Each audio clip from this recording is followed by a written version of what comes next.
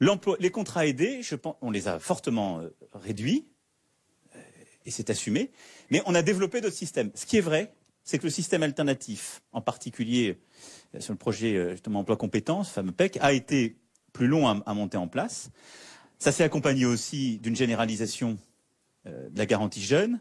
Ça s'est accompagné de l'ouverture du service civique. C'est à chaque fois des instruments différents et qui ne sont pas utilisés du tout de la même façon, mais enfin qui viennent donner un dispositif d'ensemble qui, pour les associations comme les collectivités, sont utilisables et sont des emplois qui sont accompagnés, qui sont aidés de manière variable, vous l'avez très bien dit les uns et les autres aussi, et qui ont une finalité. Moi, je préfère le PEC à l'emploi aidé. Pourquoi?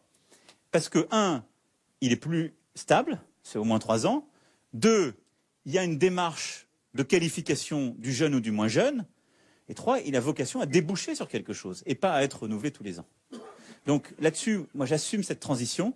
Simplement, il est clair qu'elle a eu un coût. Donc ça, il faut qu'on corrige ce point-là. Ce qui me permet de traiter d'un autre sujet qui a été évoqué ensuite, qui sont les plus petites associations.